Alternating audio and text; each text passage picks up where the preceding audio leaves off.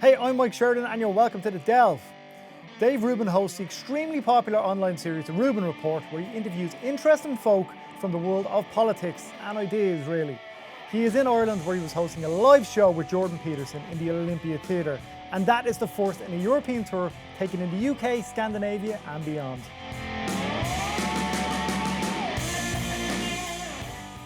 Dave Rubin, man, thanks so much for coming in. Good to be here, brother. You were on stage last night in the Olympia with Jordan Peterson. Yeah. Before we get to the other stuff, how did the show go last night? How did you find the Irish crowd? Listen, we did a show in Dublin without any riots, no street fights. It was great. It was real. First off, the theater. What theater were we in? Where the hell Olympia was I? Theater. The Olympia, yeah. What a cool theater. I mean, just like a cool sort of small music box. Everybody's right on top of you. Great booths. You know, it was very, for an American, it was very like Abraham Lincoln. That's where he got shot kind of thing. Yeah, I was going to say, that's not a good thing. Not, I guess in some respect, no, but just it like felt really cool. You know, we've done, Jordan I think has done about 80, I think last night was 87. I've done about 65 of the shows. And so we've seen all sorts of theaters, from the huge modern ones to kind of smaller ones like this. This is the kind of one that I like. Yeah. And the crowd was just awesome. And I walked out on the street after, and tons of people coming up to me, and had a pint of Guinness after the show. And just, yeah, everybody's cool and fun, and it's a young city here. And so far, so good. Yeah, so I just landed about 7 hours ago, so I don't know what the hell's going on. I was going to say, and you know, you came straight here as well after night, so you're probably jet lagged to hell. So really appreciate you coming. I'll see what I can give you.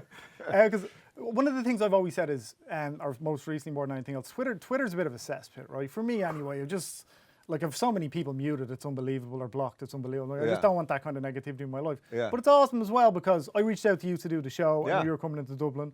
And you came in, obviously, and did the show. Do you have a bit of a love-hate thing with Twitter? Oh, I have the love-hate relationship with Twitter of all time. I mean, my Twitter bio, and people quote me on this all the time, is Twitter is not real life. Yet it has sort of leaked into real life. So yeah, I'm a big believer in mute and block. If someone's just, you know, I treat people respectfully. It's just what I try to do. If people can't do that, and especially if they're, you know, anime avatars and they're just, you know, cursing at you all day long or telling you how horrible you are, you just mute them, you send them into the abyss. I don't want them to be banned from the platforms. I don't need the government coming in and hunting them down or any of those things. Or if they're really, like if you're really special, if you really take the craziness up a notch, then you get the block. Because then I don't need my feed just blowing up with people fighting with each other either. Because, you know, mute, you don't see it, but everyone else does. So I selectively choose. The amount of time that we even have to spend thinking about that is kind of depressing, all things together. But I would say that this type of thing happens all the time because of Twitter, right? I mean, we live thousands and thousands of miles away from each other, but people like us are able, not people like us, people that care about whatever you care about, you can find someone across the world who cares about the same things that you care about, and you can start a relationship with somebody and figure out whatever it is that you want to figure out. That's pretty awesome. Yeah. The tenor of Twitter, which is just all about fighting and one-upsmanship and all that, that can be exhausting. But overall, I think it's a net good, basically, I would say. It's the whole, I think, wanting to go viral, isn't it? Oh, It's yeah. like, I got to tweet this first, I got to... Yeah, well, it's like, you know, at any moment you can see somebody saying something really stupid. Yeah. And it's like, if you want to spend your time owning them, then you can, and you'll get a lot of retweets for it. And then there's some sort of, you know, egotistical value in it or whatever. You showed how stupid someone else is.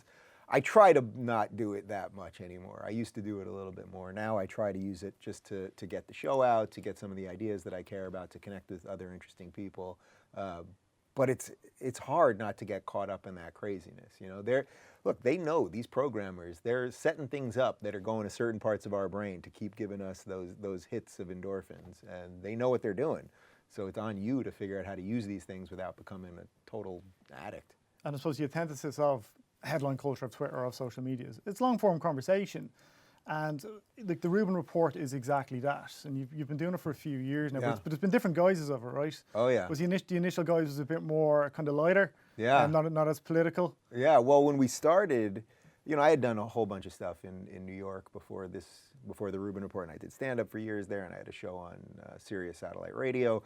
When we moved to LA, we were doing the show as just sort of a panel talk show where I'd have comedians and authors and whatever come on, and we just do like whatever the news of the day was kind of thing with usually two or three when guests. clickbait was huge and you had to be topical, everything had to be topical. Exactly. Yeah. I mean, that's what we did, and we were at the Young Turks, which at the time I didn't consider them so far left because I was on the left myself, but they sort of taught us the clickbait game, and you can tag things a certain way and title them a certain way, and you'll get clicks. I mean, it was just. That's what clickbait is. Like if you can sort of trick people into watching things. It's kind of depressing thinking back that we were playing that game, but we did. It just is. When we changed over the format to a long form interview, that was in September of 2015, and I had Sam Harris on. It was the first real one-on-one interview that I had done.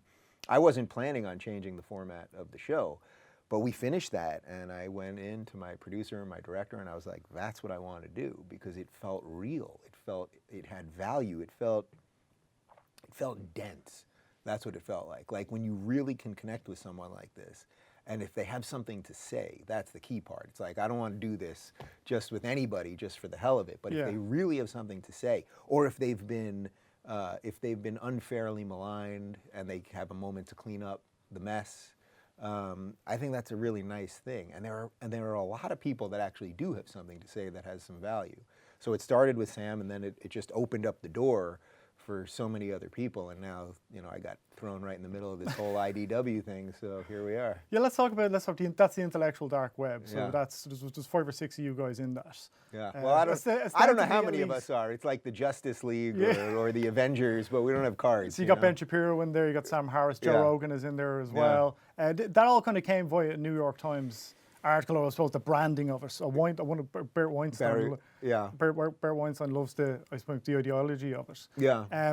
So that must have been a strange thing. It's like, what are we, like a boy band? Well, it was kind of funny. It's like, well, we definitely don't have good enough hair across the board for a boy band situation. But it was interesting because all we were doing was having conversations about relevant things. Obviously free speech was sort of like the baseline one.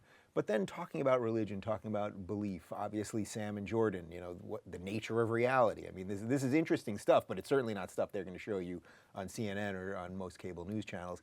Yet people do care about this. I think they care about it way more than they know because they're never fed it. And so they don't even realize. It's like you spend all day long thinking about deep thoughts about what does life mean and what are you doing with your life and all of these things.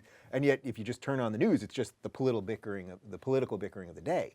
So there was something missing, and for whatever reason, Sam was talking about it from an atheist perspective. Jordan was talking about it from a psychological perspective. You've got Eric Weinstein talking about it through a sort of economics and science lens. His brother Brett talking about it through biology. Christina Hoff Sommers talking about it as one of the original feminists. At least in a modern American sense. And all of these people coming together, and Shapiro just talking about conservative politics in a way that you can't really talk about it on mainstream news. And disagree with each other as well. I mean, that's the big thing, right? You can disagree with each other and be like, no, I actually think this, and then kind of bleed out the conversation from there. And it's all good, and we're not killing each other. I mean, people think that if you disagree with each other, you have to bludgeon someone over the head, or automatically, if they, there's a certain set of people that think if you disagree with them, that makes you a bigot or a racist or a homophobe or any of that. And it's like Shapiro and I have massive disagreements. I'm pro-choice. He's pro-life. I'm against the death penalty. He's for the death penalty. He's not really for gay marriage, although now he takes a libertarian approach to it. He doesn't want the government involved. I'm gay married. I mean, we've had some pretty powerful disagreements, but at the end of the day, we want to live in the same society with each other. We want to live in a society that respects our differences. And that's why, the left-right thing doesn't really fly, I think, anymore. It doesn't really add up anymore because the whole chessboard has been tossed upside down. And it's either you are an authoritarian, meaning you want government control, or you're a libertarian, meaning you want personal freedom. It doesn't mean you're part of the Libertarian Party, per se. But that's really where the lines have been redrawn right now. I think and we have massive disagreement, and it's all good. We relish in it. I mean, that really is the truth. I don't need to. If we agreed on everything, what would be the purpose of this? Well, I mean, that's the whole point of Nuance, right? There was a documentary a few years ago, and obviously some shit's gone down since then, but on Anthony Weiner, I don't know if you've seen it. Yeah. And that's one I always use as a reference point, because at that point he had done anything, like, I mean, he was kind of creepy and the whole, Yeah. the Carlos Danger thing had come out, and he DM somebody a picture of his dick and stuff. It was super weird. But the documentary maker said to him when he was running for mayor in New York, said to him in the back of a cab, he was like, you know, why do you think you haven't, physically done anything wrong. It's bad, but on the greater scale of things, what other people have done, it's not that bad. Why do you think there's been such a huge deal out of this? And he said, because I have a funny second name and there's no nuance on Twitter. I mean, that kind of gets it, right? Yeah. That kind of gets it. Yeah, we live in this odd place now where it's like nuance is really what's been lost. So that's why I think that people are appreciating the long-form conversations again. Because, look, we sat down here. We didn't discuss topics. We literally sat down. We put on the mics. You said hi, and here we go. And it's like, whatever you ask me now, I'll give you as honest an answer as I possibly can. When you go on these cable news shows, Jordan actually discussed this at the show last night here in Dublin, it's like that amount of time is so expensive for them to, because of the huge amount of crew and all of the money that goes behind this, that they feel like they need to get you on something real quick because they need those clicks, they need your attention.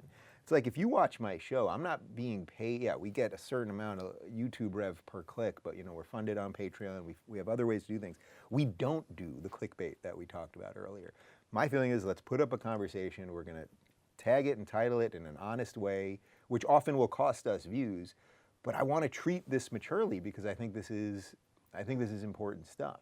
And in cable news especially, it's like they just want to get you so that they can find the clip, so the clip goes viral, so that everybody's watching, and they're just keeping us all crazy. And that's why people are turning to all of this. So in a weird way, we just have to kind of stand still while they completely go bananas, and more, they'll just push people to us, pretty much. And there's always going to be some pushback, I think, as well, because it comes back to that nuance as well. Because I think particularly with somebody like Jordan, who, is, a lot of the stuff he says needs massive context.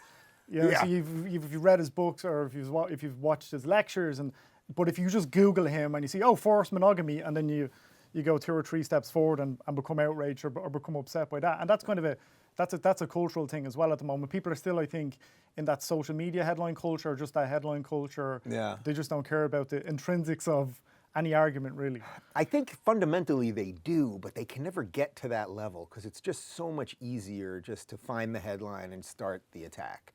I think people actually are starved for a little more sensible conversation. But right, the enforced monogamy line, New York Times writes this piece about that Jordan's for enforced monogamy, which in effect means marriage. I mean, this is something that... You meant culturally, yeah. Yeah, and it's like, it was really interesting because Eric Weinstein then did a quick search in the New York Times archives about enforced monogamy. There were 2 previous references to enforced monogamy that were both positive, written by lefties, talking about that the institution of marriage is basically good for Western society, which is pretty much proven. And so Jordan could have said marriage. He did, I guess if you say enforced, it sounds a little scary. But yeah, if there are people always looking to misconstrue what you say, they will always find something. But I will say this, that after being on the road with this guy for now it's almost 5 months and bouncing all over, and we're just starting the European tour here, he is as close to saying something really true as I almost think you can possibly be as a human. He's not going up there and say, I own the truth, here is the truth. He goes up there and he says on every given night, I'm trying to take you as far as my intellect can take you tonight, as far as my intellect can take myself, really. And you're coming on that adventure with me. And I see him pushing his own intellect. And when he talks about, the difference between material facts and belief and where these things meet up, that's as close to something that I think is really real as anything I've ever heard. Now, I'm not saying that's more real than, say, Sam's take on what the world is. That's for them to figure out, and that's for us all to think about, just the nature of reality and all that. But the guy's trying. He's authentic and real. I've never seen one moment that doesn't ring that way. So then I see all these articles about him, and it's like, it's not only that the articles are about him, they're about us, because they're about the audience, too. They're trying to make it so that people are afraid to go to these shows and watch these videos. And it's like, man, he is empowering so many people, and that's what they're trying to make him look like. It's not right. Like myself and my girlfriend went along to the show in Tree Arena, because Jordan had been in the day previous. We went along just to kind of see what it was about. And like not having any kind of preconceived notion about what it may or may not be about. I'd obviously watched some of Jordan's lectures, I'd read his book before I interviewed him. But the crowd, it was a weird mix of a crowd, because there was people at the top, and with a microphone going, "Oh, who are you here to see?" And 90% of the people there were there to see Jordan. And my girlfriend said, "That's kind of a microcosm of the people that are here." Yeah. I said, "It's not really. It's a microcosm of the people that are here who want to have their voice heard to 7,000 or 8,000 people." Right. But the one thing I noticed about Jordan when he first came in, and it's totally fair enough, was that he's very guarded because he kind of has to be guarded. Yeah. Because and I think it happened to him when he went on another radio show the following day when he was here, and that people are on the attack with him, so he feels like he's constantly on the defense. And that must be exhausting, first of all. And it was one of the first things I said to him. I'm like, dude, you must be... Yeah. You constantly have to be like, what am I walking into here? Well, he always talks about how you have to be really precise with your language, and he's saying that because he knows what it's like. Like, think about it. He is basically the world, not just America's, but the leading public intellectual in the world right now. So that means he has a huge target on his head. If someone can draw blood from him, if someone can best him in an argument, if someone can beat him or prove that he doesn't know what he's talking about or something, or he stumbled over some phrase or this or that, it's like that's a big win for them with very little return for him. You know, if he gets into an argument with somebody or a Twitter spat or whatever it is, it's like pretty much everyone else is at a lower level than him right now. So it's not a real win for him to do that. So a lot of people are looking and trying to figure out how can they take him out. That's a tough spot to be in because you really do have to be guarded all the time. That being said, I go up there with this guy every night. You know, I open the show and I do about 15 minutes of stand-up, get the crowd going. Jordan talks for about an hour and a half, and then we do this about 45 minutes of Q&A. No matter what I throw him, he answers it honestly. He has never punted a question. I can see him working through it. You know, one of the things he does a lot, which is I love seeing it when I'm sitting this close to him, is if I ask him something that he hasn't really thought through yet, he'll stop. He'll just stare down and think. Take his time. And he'll take 10 seconds, which when you're in front of 4,000 people and nobody's making a sound, I mean, there's a real awkwardness to it, and yet there's an authenticity to it. And then he'll think it through. And then sometimes he'll say, you know, something to the effect of, that's as much as I can say about that right now. But, you know, every now and again, he'll also say, you know, I'm not right about everything. You know, some of these are just thoughts. Just because I said it doesn't mean it's right. And I think that's one of the risks that any of us that care about any of these people have to always be aware of. It's like, just because they say something doesn't mean they're right. They might be just exploring a thought too, the way the rest of us do. Yeah. So when we had Jordan on the show, I mean, it just invariably it's going to come up now. You know, Trump's going to come up in whatever conversation that's even remotely around the politics sphere. Yeah. And I think I said to Jordan, I said, look, from what I see, you know, with a passing interest in American politics, I'm not affected by any of Donald Trump's policies. You know, but he doesn't seem like a particularly decent human being to me. But the worst thing he probably does is make it okay to be a troll. To kind of say, use horrible racist, whatever language that you want to use, xenophobic language that you want to use. And Jordan was like, look, I agree with you. I think that is probably comments section on YouTube. Just blew up. Just blew up. And then Jordan's kind of getting shit, and then people are kind of agreeing with him.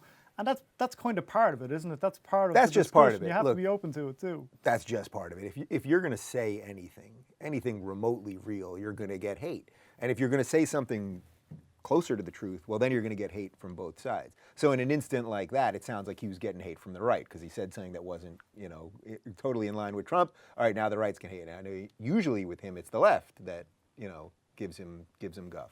I hate doing everything with this right-left thing. I know, but it's how you explain it to people. Yeah, sometimes it's it's like the Cliff Notes version of how to get an idea across. But look, Trump, it's like, at this point, yes, he has normalized some of that language, which probably is not the greatest thing in the world. But for what I believe is the biggest issue of Western society right now, which is this crippling, really icing of free speech that people really are afraid to say what they think. And I'm not talking about so that they can run around and be racist and do awful things to people. I'm talking about people that maybe want lower taxes or smaller government that have been tricked into thinking because you think that somehow means you're racist or something like that.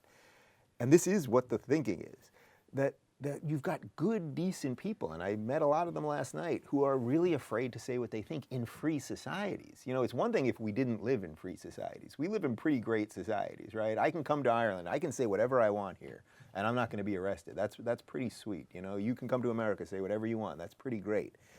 the idea that people in Western societies are self-censoring to the point that they're not really saying what they think anymore is incredibly dangerous.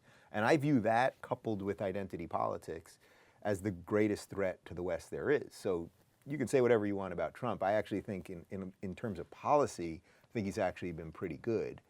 Yes, would I rather have Thomas Jefferson? Would I rather have a true learned individual who really, I felt, cared about the institutions in a certain way and really cared about the ideas of what freedom are and liberty and all those things? Of course. This guy somehow is the one that the system choked out that eventually is doing some good stuff. It's really bizarre. 100 years from now, there'll be tons of great books on what this really is about. But yeah, we can go down the Trump train forever. Well, no, we'll never get out. I think it's super interesting because Jon Stewart played Tree Arena with Dave Chappelle just across the road there last week. And I was interested in listening to Jon Stewart, but I've been a fan. I know you worked on the Daily Show years ago as Wikipedia Live. Long time ago, 99. 99. Yeah. And I went and saw the Daily Show live, saw taping of it, and I think Jon Stewart's great. Big fan of Jon Stewart. Yeah. And one thing he said after the election was when he was like, everybody's like, where's Jon Stewart gone? And the kind of, I suppose, the left or the liberals, you kind of looked up to him. And still do in a massive way. Where he talked about Trump voters when he was like, all the Trump voters are racist. Yep. And he, it's the most animated I've seen him in years. He was like, that's bullshit. They're not all racist. They're disenfranchised. They're pissed off with the way things were going. They were pissed off with the norm. Yeah. But ultimately, it was the Democratic Party. And Stewart didn't say this, I'm saying this, but it was the Democratic Party kind of messed with Bernie Sanders a little bit as well. And it was because it was seen that it was Hillary's turn. But you voted Libertarian. You voted for Gary Johnson. I voted for Gary Johnson. I felt there was no good choice. The Aleppo choice. thing killed him, right? Well, look. Sadly, in America, I mean, you're not going to get any media coverage as a libertarian or as a third-party candidate. Gary was not a great third-party candidate. He was not a great libertarian. I mean, he wanted to force the baker to bake the cake. That's a very libertarian. That's a backwards libertarian position to hold. So he was not a great candidate. He's an extremely nice guy. I've had him on my show and I've chatted with him off camera, and he's a lovely guy that you could go hang out with and have a good time. He was not a great standard bearer for a real moment that libertarianism could have had. He would have never won. I mean, the greatest libertarian candidate in the history of the world would not have won in 2016, but they could have at least given libertarian ideas a little more cachet that I think would have carried across. Because there is a nice libertarian movement, and I would say classical liberal movement, building in America right now, which is really great. That's based in the individual and freedom and all that. He was not a great candidate for that. He just wasn't the best holder of those ideas. But I felt there was no good choice, and at least I could vote for him and go, all right, the guy basically believes the things that I believe. So that's why I voted for him. I also live in California, where Hillary was going to win by such a landslide that it didn't matter.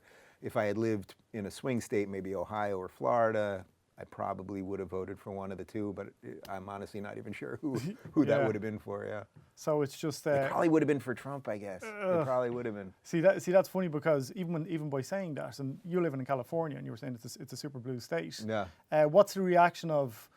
I suppose people in California, like it's a very liberal state. You're in the entertainment business in California. Yeah. Are you in any way ostracized, or are people? I'm sure I'm ostracized in ways that I don't know. Right. Probably. You know what? Something's shifting. There really is a shift. You said this, yeah. There really is a shift to freedom right now, and even in crazy California. And LA, by the way, is less crazy than people might think, because although Hollywood, that's the hub of Hollywood, there's an interesting movement happening in LA right now. I mean, Shapiro is based at LA, Ben Shapiro. Dennis Prager is in LA. Peter Thiel just left Silicon Valley to move You just had him on your show and I just had him on the show, and he moved to LA to find some free thinkers. I'm there, so there is an interesting movement now of what I would say are sort of classical liberals or younger conservatives that take a little more of a libertarian approach, especially on the social stuff. So there's something interesting happening in LA. Silicon Valley, San Francisco, that's having its own problems just because they've gone so deep on the identity politics stuff, and these companies have embraced ideas that are backwards relative to ingenuity. You know what I mean? Ingenuity is based on the individual. You've got a good idea, you know how to implement it, that's great. It doesn't matter what your skin color is. It doesn't matter what your sexuality is or your gender. But they've started to put policies in place that those things do matter. So they're the ones, they scream about systemic racism, and they're the ones that are putting racism in the system. A good free society doesn't care what you look like. But they're deciding that they should care about this. Yeah. And it's really unfortunate, but this is why I believe that if people can live free, they will always find other ways to outsmart the fox. It's an element of it as well, is it kind of willing to be wrong, and that's part of a discussion, because I saw Jim Jefferies, now it was obviously a heavily edited package with Jordan, and he used the baker example as well, where he said, look, should these bakers been forced to bake a cake for a gay couple that were getting married? And Jordan kind of admitted that he was wrong because Jefferies, or admitted that he could be wrong because Jeffrey used the civil rights movement as an example. That's part of it too, right? To be able to go, well, look, maybe. Yeah, well, of course. If you use that as an example, everything has context. First off, I love being proven wrong. Like, if there's something that I've said that you can nail me on right now, and I can sit here and actually think about it for a second, and then go, whoa, I actually missed that one. That's a beautiful thing. I mean, this idea that we can never... Well, it's making you human, right? Like, who's really walking around knowing everything? Nobody. We've got a lot of people on Twitter that are pretending it all the time. I would say on the Baker one, although I didn't see that interview with Jordan and Jim, I mean, my position would be that the government has no right to force anyone through a private business, not a public business. So the post office has to do everything for everybody, period. It's a public good. But the government has no right to force a private person to do anything with their business. Now, look, the Civil Rights Act of 1964, if a black person or a gay person or any minority walked in there and they said, we're not going to serve you just because of your sexuality or your color, meaning we just sell cakes here, all the cakes are the same, and we're not going to serve you. Well, that would be against the Civil Rights Act. Now, there actually is a libertarian argument against why that should even exist. I don't take that position because I don't think we should legislate things from 55 years ago. I just don't think so. But there is a philosophically libertarian argument that you could make there about that. I would say, though, you can't force someone to do something that's against their conscience. You wouldn't force, if there was an artist, if there was a Jewish artist that took commissions online for paintings, no one in their right mind would say, oh, a neo-Nazi wants them to paint Jews in a gas chamber, they should have to do it. Of course you would never say that. So yes, it sucks, right? It's kind of shitty. It doesn't feel right to say, oh, they shouldn't have to bake the cake. But that doesn't matter ultimately. What matters is freedom, and it's on you. If you don't like what's happening at the bakery in your neighborhood, you can leave, give them your money, give someone else your money. I mean, it's on you to figure out how to live in a place that holds your ideals, or build that place yourself. Yeah, but you can kind of say fundamentally as well, that person should want everybody should be equal. They should just want to bake the cake. It should just be another cake. But there's more to it than that. Everybody has their own ideals, be it right or wrong. Yeah, that's the thing. I mean, yes, I think most people that go into business, you know why they go into business? Because they want to make money. I mean, that's generally it. So most people aren't going, I'm a bigot, and I want to go into business so I can discriminate against people. So we make it sound like go viral and have people hate me. Yeah, right. That's what I want to do. I don't want to make pizza for black people. So it's just, so we take these issues that are such marginal, out there issues, and we make it seem like everyone's going to do this. And if only we had the right laws to stop everyone from doing everything, that we'd be a better society. I would argue that would make us a much worse society. I would want as few laws as necessary. We have to have laws that make sure that the states aren't warring, in an American perspective at least, that the states aren't warring with each other, that we have roads that work, that we have police, that the federal government should be in charge of military, and a few other things.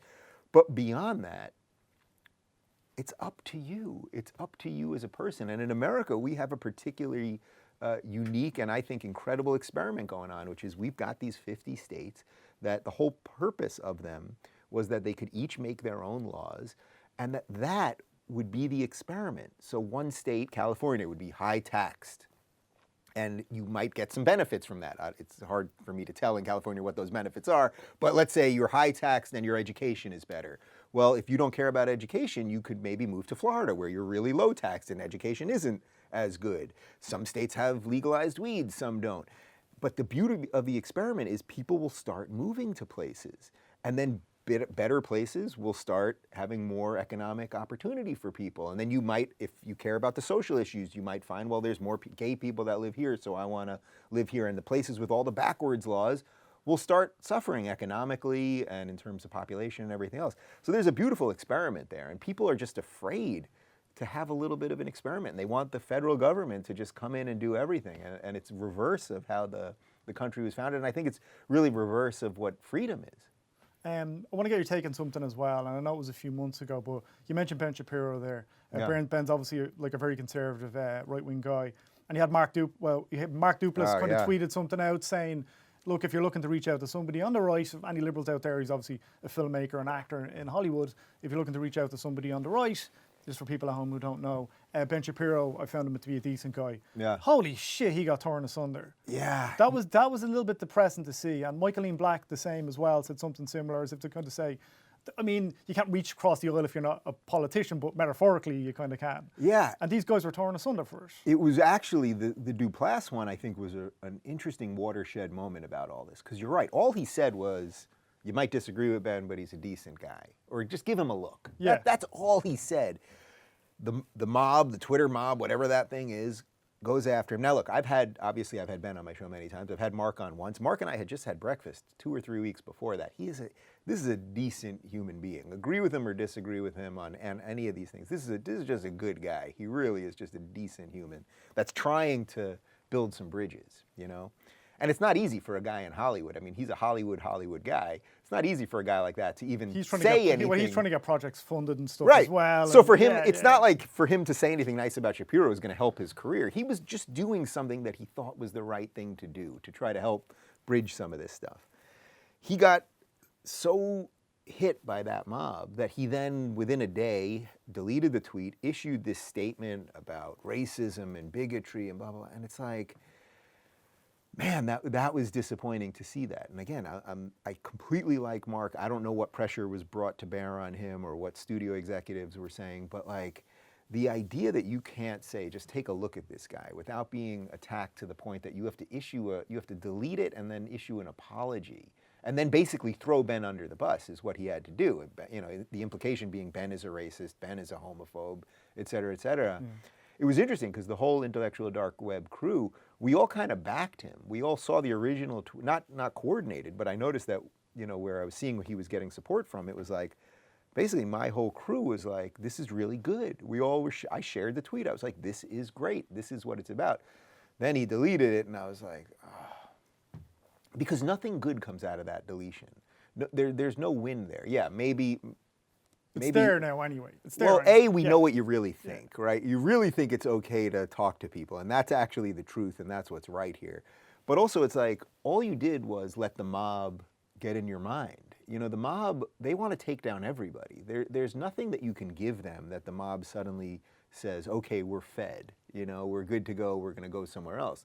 They just want to keep encroaching. So it's like, oh, we'll just take out Duplass, and then there'll be some other decent guy that's going to try to say the same thing, and we'll take him out. And we'll just try to make the people that can actually have conversation, we'll just make them smaller and smaller and smaller until there's almost nobody. And I think that maybe is why people care about the IDW, because there's about, you know, whether it's 5 or 20 of us, whatever it is, there's this small select group of people that are willing to do this. And for whatever reason, I don't know why. I don't know why. I can't not do it. Really, that's the truth. It's like, I don't know why I say these things, but I just believe that we have to fight for these things. It's like, it's sort of what I said earlier. It's like if you live in the West right now, any Western society, and you're afraid to say what you think, do you think that being quiet is going to keep you safe? You're actually part of the problem in a way, because there's a lot of bad people out there that would love to take away all your freedoms. And if you think just being quiet and hoping that someone else is going to do it is going to save you, it ain't. So you have to stand up for yourself, because why would anyone else stand up for you? Well, I mean, I suppose it's guys like you and guys like Joe Rogan who kind of work for yourself. You could always go on the road no matter what and sell tickets and do stand up as well. Yeah. It's more with Duplass. I think Netflix are a bit more. There's a bit more pushback with Netflix as a streaming service. They're not dependent on advertising. He's working with studios in a way that we don't. Yeah, we're on YouTube, we're on iTunes and things like that, but we're sort of, although it's a begrudging partnership at times, we're partners with them. YouTube stuff. Yeah, don't get me started on that. Or you can, but you know, we're partners with them. They're not our boss. So I don't know the nature of all of his business relationships, and I'm not even saying that it was purely a business relate. He may have just seen all the hate and just been like, "How do I stop this?" Screw it, yeah. It's something he's not going to be used to that as well. Like, he's a filmmaker and he's an actor. It's like, and he's just a decent guy, and I get it why no one would want to go through that buzzsaw. But that's part of the problem, right? Like, that's part of the thing. If you just take all the decent people, I mean, that's partly what's happening here. It's like you got a lot of angry people and a lot of people who pretend they know everything, and they'll attack all day long and fight all day long. And then what happens is decent people, just the average person that's maybe relatively apolitical or whatever, they're just like, fuck this. I don't want anything to do with this. And they're just going to self-select out of the system. And that also is a problem because it will make it seem like the extremes are bigger than they are. Because you'll only hear from extreme people because all of the decent people, they're going to just get off social media. They're going to stop posting and they're going to go out and they're going to go have dinner. And they're going to go get laid and play video games and play sports and live lives like humans are supposed to instead of just bickering about nonsense all day. It's funny as well because I listened to the last podcast you did with Rogan, and Rogan was saying, he's a Second Amendment guy as well, I suppose. He likes his hunting and stuff too. Yeah. But he couldn't be more liberal in terms of his social outlook and even for universal income for everybody as well, universal healthcare. But he somehow, and Rogan's just an example, it's everybody who kind of just reaches across and will have conversations with different people too. You're kind of branded conservative, and then that becomes conservative, becomes reactionary right, and then it doesn't really seem to matter what your personal politics are, what your personal beliefs are. It's just by speaking to them. Well, I always think it's funny that I'll see articles where it'll be like something like Rubin and Rogan are the new conservatives, and I'm like, all right, if that's how you guys want to word this, well, conservatism will be the biggest political party in the history of the world. It will be not party, it'll be the biggest political ideology ever. Because if what you're going to say is, all right, well, you can be for gay marriage or not for gay marriage, you can be for legalizing weed or not for legalizing weed, you can be for this foreign policy or that, but basically you just believe in free speech, well now, all right, if that's what conservatism is, then I'm a conservative, So it's like the more they try to pigeonhole all of us, the more they're showing that there's one side really right now in America, and I would say this is sort of the progressives and the kind of the leftist stuff that's happening.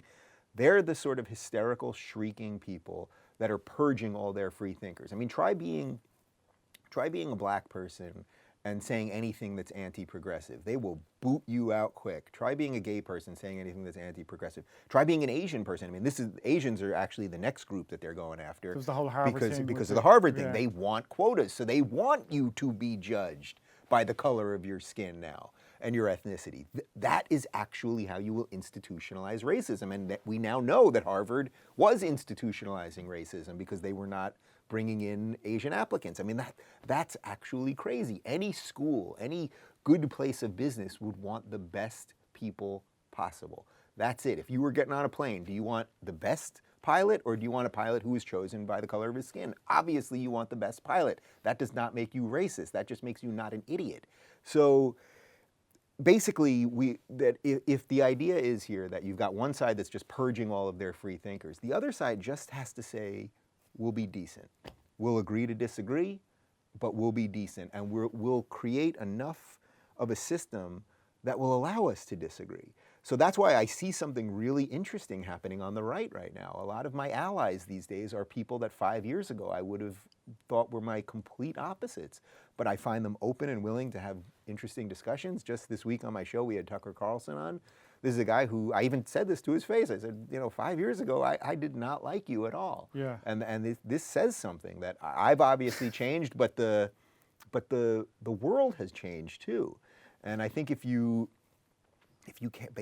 care about freedom, then you can find allies all over the place. But if you want to control everybody and you want central planning to do everything and you think that all of your enemies, isn't it so incredibly convenient?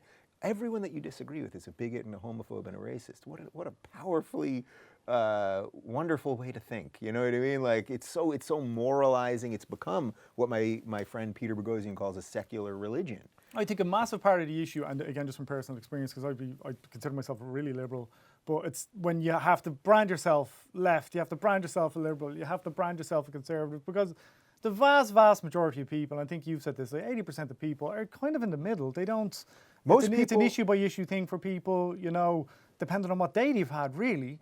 Right. That's it, right? Right. Look, there are foundational issues that maybe you don't necessarily change on or that are extremely important to you. So let's say abortion perhaps is one of those. There might be something that is like, beyond the pale for you.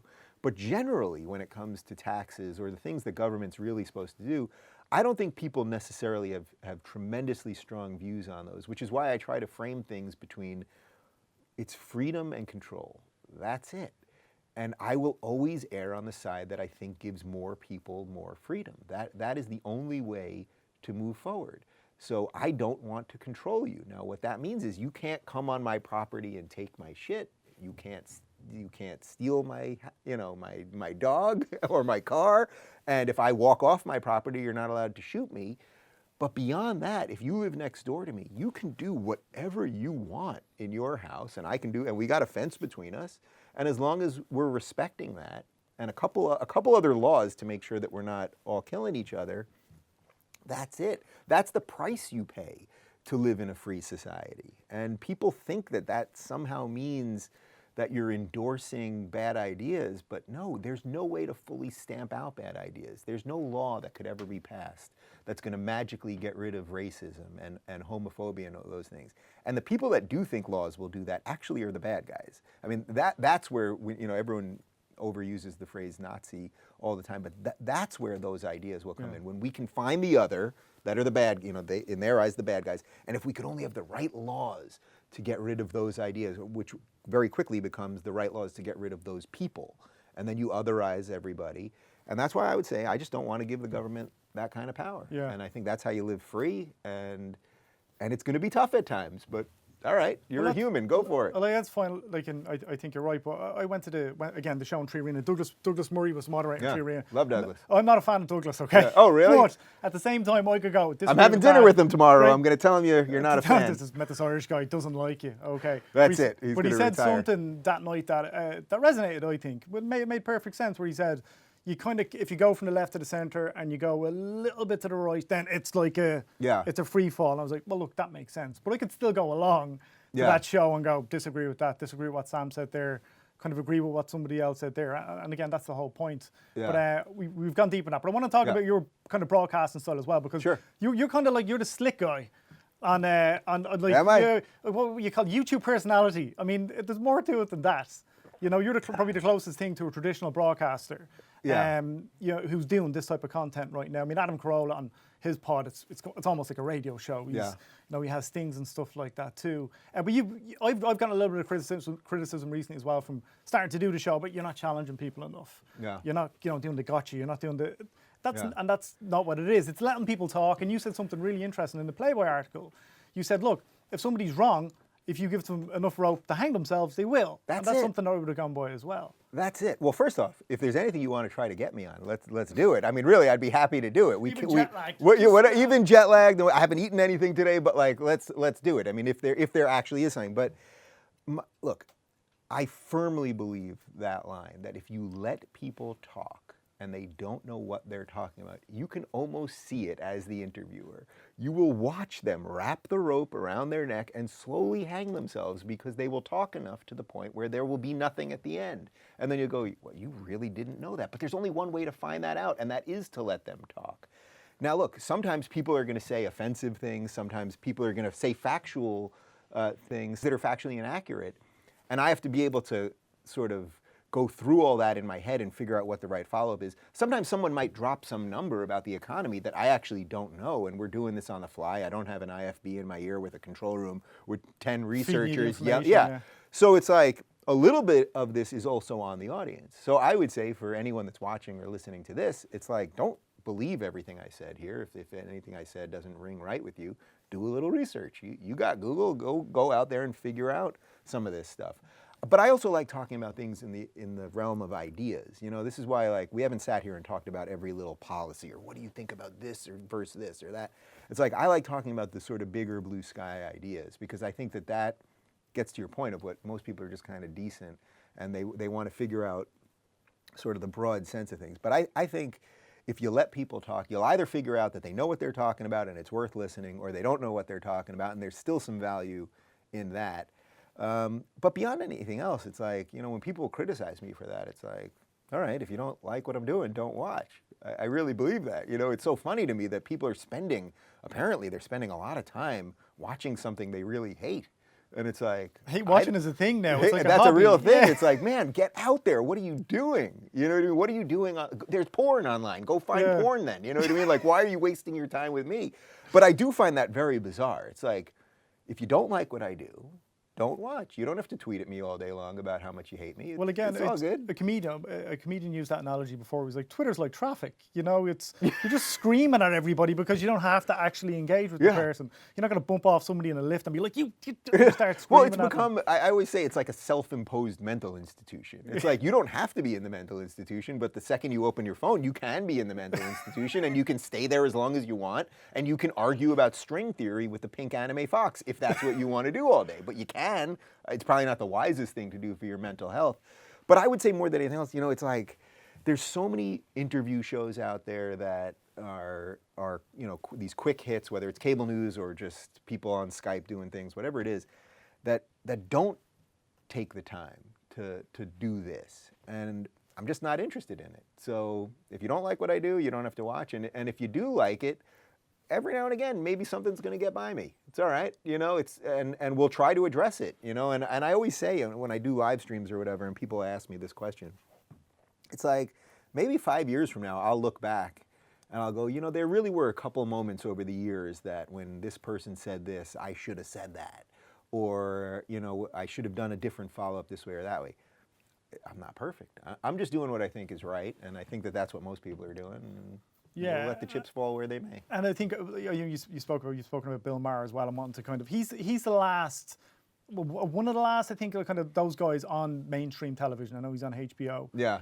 In the States, and he had Steve Bannon on a couple of weeks ago, and he caught a lot of shit for having Steve Bannon. He caught shit for having Milo Yiannopoulos on as well. But the first thing he did with Steve Bannon was, and I can agree and disagree with Maher on a lot of stuff. Sure. I think he's super smart, but again, that's kind of the beauty of it. Yeah. The first thing he did was challenge Bannon and kind of go, you pick Sarah Palin, you pick Donald Trump. In my opinion, you're picking idiots and downloading. Right. You know, you can agree or disagree with that, but the point was he had him on and challenged them. Well, that's the interesting thing to me is think about this. So in that case, okay, Bannon, you know, on the right, obviously, Milo on the right, obviously, and he gets a lot of shit for having those guys on. There is no one on the left that he would get shit for. You know what I mean? So he has I would say Michael Moore is extremely far left. He has him on all the time. There are plenty of far lefties. He could have any of these democratic socialists or socialist Democrats, whatever the hell they are, all the time. I mean, Bernie is one of these people. He's very far left. That just is what it is. He can have him on. Nobody on the right attacks him. So there is a weird thing that if you talk to anyone from the right, you're going to get attacked in a way that if you talk to anyone from the left, you don't get attacked. Even on my show, when I have lefties on, usually what happens, if I look at the comments, it's like people on the right are like, you know, I think this guy is kind of an idiot, or I don't really agree with them, but I'm glad Dave had him on. Then I have someone from the right on, and then I look at the comments, and it's people from the left going, nah, screw this guy, he's a Nazi, racist, Rubin's a moron, you know. So it's like there is this odd balance thing that is not quite right. I've had to say, I've gotten the most fun I've ever gotten was the YouTube comments underneath the interview with Jordan. Oh, I bet. Oh God, what did somebody said I looked like a dwarf for gigantism? I just got my hair cut. I was like, and then if it was just one or two, there was hundreds of them. I was like, oh my God. But I mean, isn't it incredible people are spending this kind of time doing that and coming up with really... One person saw it. I interviewed Jordan on a Friday and I was in London on the Saturday. I was in a movie junket in London on the Saturday. It was like different Henry Cavill walked in and it was a different guy. I was like, oh shit, I have to realign my brain here. Yeah. But I was looking at the comments walking through Heathrow Airport going, this is just hilarious. But you got to have a thick skin too. You got to have a thick skin and you know, don't get too caught up in that kind of stuff. It just, you know, I'll glance in there every now and again because I think there's some value in engaging a little something that's going on there. But you can't pay too much attention to that. You can do what you think is right. You can do what you think is good, what makes you happy, those kind of things. And that's really it. If you're going to let that mob, I mean, that is a mob, and if you're going to let them control what you do, they'll bring you to hell every time. Or if in a Jordan context, they'll send you to the chaos all the time. And I think that it's your job to bring a little order to that craziness. But quickly on Maher, you know, he's another one. You're right. He's sort of the last bastion of sort of mainstream that we have that is willing to talk to both sides. What's interesting about Maher is this is a guy who's been on the left his whole life, who's been a liberal and a lefty and a progressive and supported Bernie and all that his whole life. And he is now pretty much hated by the left, and the right really respects Maher. Like they're going, oh, he's the type of liberal that we miss, you know? I think that's why the people on the right like me, because it's like, oh, there is a liberal who is still decent and open to the free exchange of ideas and doesn't label everybody and all those things. So Maher's in a really bizarre spot right now, and I would love to, I mean, he's the guy that I really want to get more than anybody else right now. Have you tried to get him? Or We've tried a couple times, and his producers have said I'll be on the show and everything else, and I'm just a believer that sometimes you got to want something and then let it go, and it'll eventually come back. So we'll get there. But it's a really fascinating place that he's in, and it shows you how everything in America really has flipped politically. That the people that really don't like Maher are the progressives now, because he won't bow to them, and he's a big proponent of free speech. And the people that like Maher are the sort of old school liberals like us, perhaps. And then the people on the right who are going, I disagree with him, but at least he's willing to have the conversation and he's willing to talk to us. So that's a real sea change in America that did not exist 10 years ago. Yeah, and how's the atmosphere now in America? Because we hear this thing about polarization. It's so polarized, it's super polarized. Jordan disagreed with that. Jordan was like, everything's like, it's not as polarized as it was. And you know what? I think we're gonna, if these really are polarized times, we're gonna look back and go, man, those were the good old days. Is it just that is it now, cause this phrase that history is watching, okay? Yeah. This phrase that people use, it's a broad phrase that people use a lot. History is watching now, but history is also documenting things extensively since maybe the mid-90s. Yeah.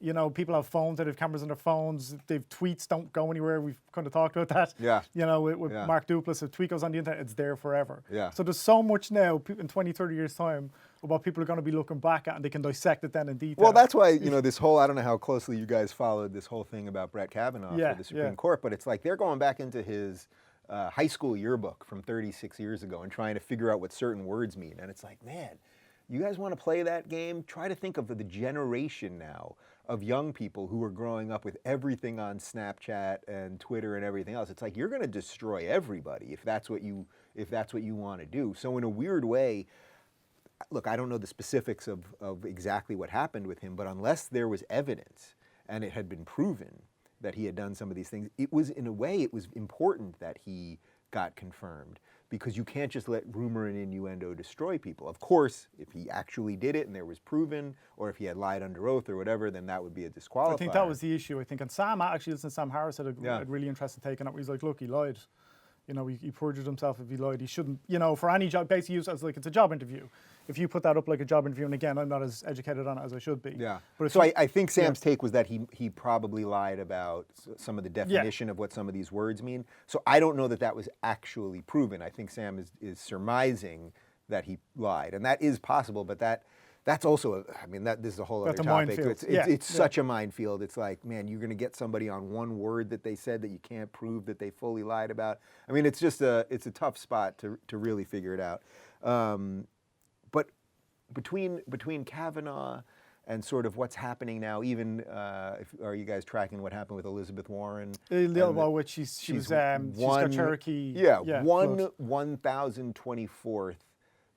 Native American, but that's not even provable because they didn't use Native American DNA, they used Mexican DNA, but it's someone 6 to 10 generations back in her family. That could be about 300 years, one person, and it's possible. It's not even real, and she felt it was so important that she had to keep bringing this up. And it shows you what such a sad, pathetic thing identity politics is, that you feel this need to connect to something that you have no connection to because you think it gives you moral value.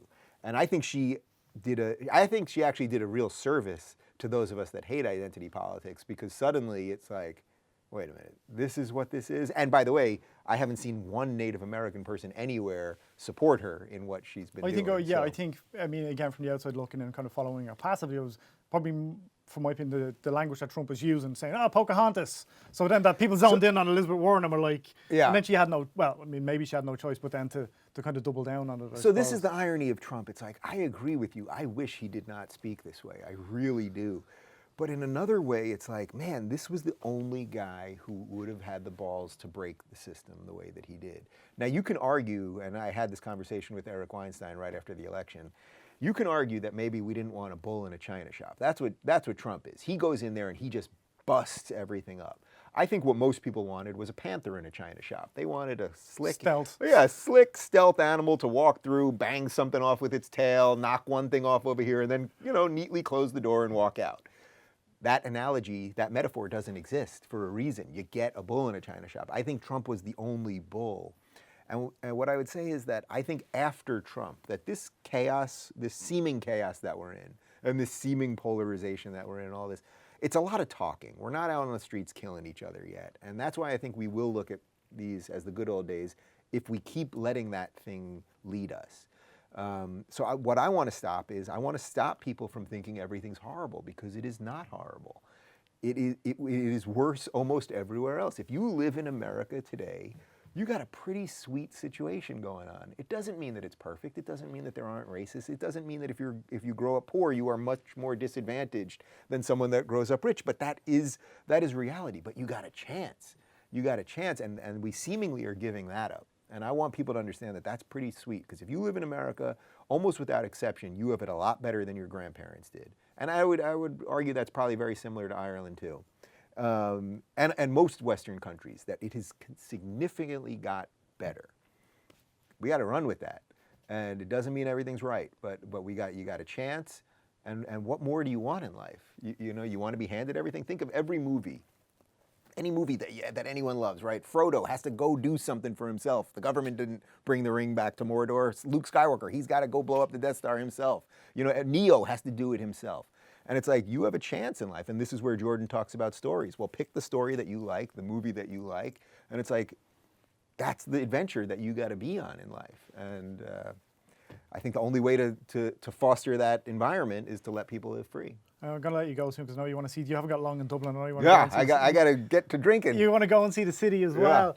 You've been really good, I think, with having those kind of younger voices on your show as well. You have Chris Reagan on. Yeah. I think he's a really smart guy. Yeah. Again, I can disagree with him, but I think he's super entertaining as well. Yeah. He's got that kind of rapid fire style as well. Yeah. How important is it to have those voices on, to have the younger voices on too? I like talking to hear to what those. They have to say. Yeah, I like talking to those guys, and it's like, look, a lot of those guys like Reagan. It's how funny. It's like we're talking about this guy Chris Reagan. It's like, what? He makes the show in his bedroom, and right. It's hilarious. I like these guys. Look, I used to be big into video games. It's not my thing anymore, mostly because I just don't have time, but I try to play for a couple minutes, once a week or something. But these guys that are sort of in the gaming world that also care about politics a little bit, and they care about freedom and free speech especially and all that, it's like, I think they're offering something really interesting. And you may have seen that alternative influencer network study that came out a couple weeks ago, where they had this crazy graph that they tried to link Reagan to me and me to Rogan and Rogan to Milo, and this whole crazy thing. And it's like, wow, the powers that be seem really scared about a bunch of YouTubers. So we must be doing something right. And meanwhile, half the people on the list I didn't even know, and another bunch of them I had muted because they don't even like me, but they're trying to put us on this list as if we're all in cahoots with each other. And it's like, wow, I'm in cahoots with people I don't like and that I barely know, or some of them who I don't know at all. But I think it's important to give those guys a voice. We try to do a YouTube week once a year, where I put on 5 different YouTubers in 5 days of the week. And I'm always looking for people that are different and interested. It's not just the old white guys. Yeah, not just those old white. Is there anything worse than those old white guys? But yes, I would even talk to old white guys if they have good ideas. That's the point. That's the point. It's like, everyone needs to stop doing this thing. It's like a virus that has just spread across the world, that is so counter to everything that freedom is about. What did Martin Luther King want? He wanted his children not to be judged by the color of their skin, but by the content of their character. And yet, in the modern sense of politics, it's the reverse of what he wanted. And that's coming from the people who call everyone else racist. So this is a virus that I think we can find the antidote to, and I think we're actually starting to do it by fighting for free speech, by exposing these ideas. And the more that we expose them, the more hysterical they're going to get. And that's why I think we're watching so much hysteria right now. So many of these bad ideas are starting to be exposed. They had no pushback for so long. Then the internet brought everything out to light, and now there's a counter movement against them. And I really think, again, this is what that freedom, libertarian versus authoritarian fight is all about. I think it's the fight of our time. And I can tell you this, as we're just starting the European tour. I mean, I just went all across America. We started in LA, and then we went to New York, and we bounced across the middle of the country. And it's like, wherever I go, people care about that. People care about it on the streets of Dublin last night and at the show. And it's like, there is something that is transcending borders, it's transcending nations. And and it's about freedom.